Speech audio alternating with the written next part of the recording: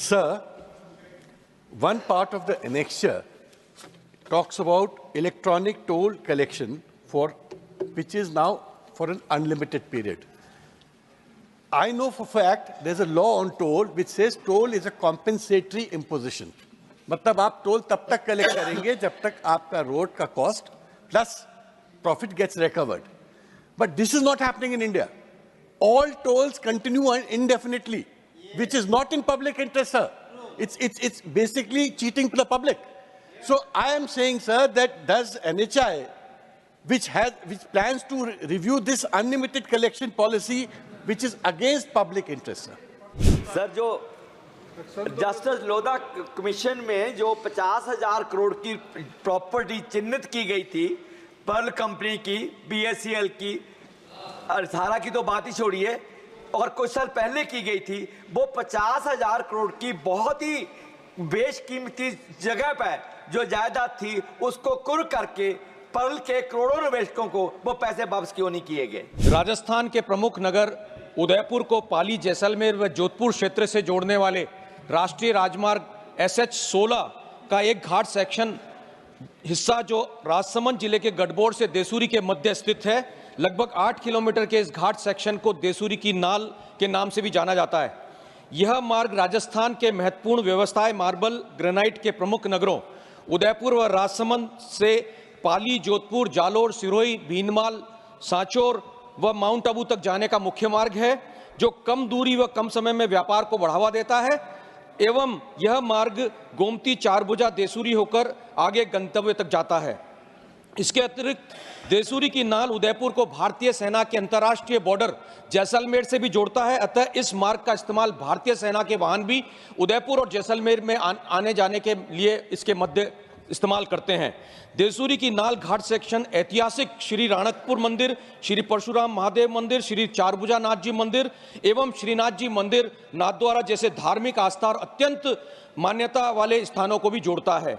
हल्दी घाटी, जहां महाराणा प्रताप ने अपनी ताकत का लोहा मनवाया था, वहीं हल्दी घाटी युद्ध हुआ था एवं यह प्रसिद्ध स्थल हल्दी घाटी भी इसी स्थान पर, इसी क्षेत्र में मौजूद है.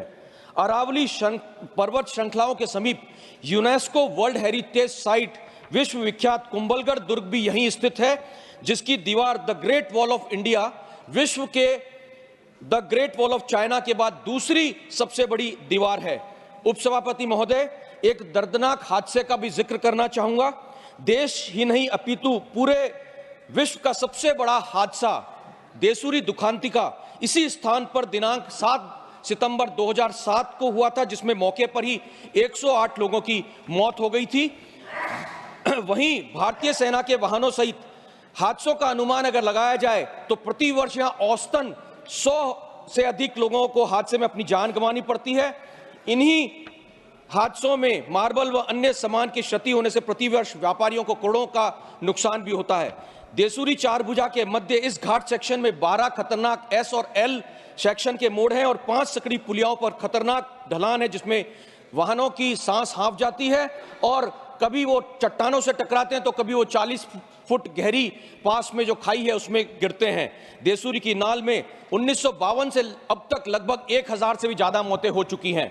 देसूरी की नाल में लगातार होती जनहानि के मद्देनजर अगर वहां एलिवेटेड रोड बनाई जाती है तो वर्षों से चला आ रहा ये मौतों का सिलसिला समाप्त होगा एवं आसपास के क्षेत्र में आमजन और व्यापारियों को भी लाभ होगा. अतः सभापति महोदय, आपके माध्यम से भारत सरकार से आग्रह कि देसूरी नाल क्षेत्र में एलिवेटेड रोड बनाने पर गंभीरता से विचार हो. धन्यवाद.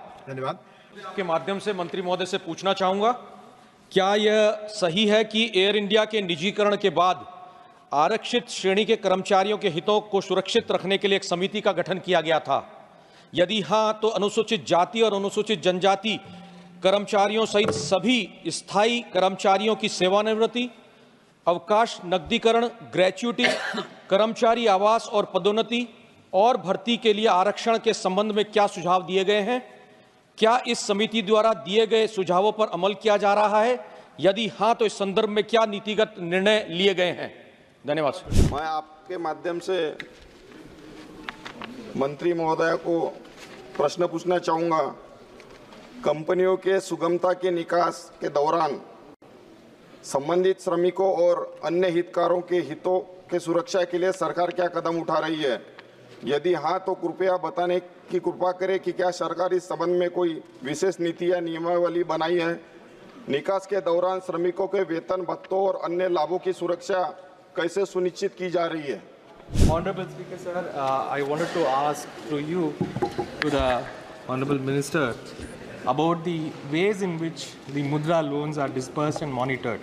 There has been a lot of complaints about the way the loans are dispersed to the kind of beneficiaries and also a lot of NPAs. So they have answered my question. I had asked for the average rate of interest in all these Mudra loans, for which a range is given, which ranges from, if I take a public sector bank, it is 9.15 to 12.80, and if a private sector bank, 6.9, 6.28%. So my question is, what percentage of the loans are in the high end, 20 plus 28, and which means that a huge amount of interest is being charged? And what percentage has gone as NPA? Is there a mechanism from the government to monitor the outcomes of these Mudra loans? And also why there is so much of NPA coming in the Mudra loans? Because, sir, it is very evident from the minister's answer that they have no idea about what outcomes are being created, no idea about what is happening on the ground as far as Mudra loans are concerned, no idea why NPAs are so many, what is the reason for the high percentage of NPAs. My question again to the minister is, what is the mechanism you have to monitor the way in which these loans are disbursed, what rates they are being disbursed, what harassment people are going through because of recoveries, and what is the outcomes which is coming out of Mudra loans? Now, and we have seen that there's been a significant growth in 2023. You have almost 41.08 lakh units, and it's registered a 50% jump in the markets, which is all very well. But you need to have the other infrastructure, and if you don't, then it's a huge setback. You have an inadequate power grid.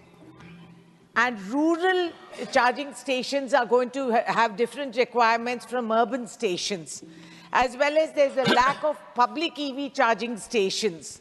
So unless these issues are sorted out, it's going to get very difficult. And it's a myth and fallacy, sir, that electric vehicles are going to resolve your emission problems. No, they have a whole different category of problems.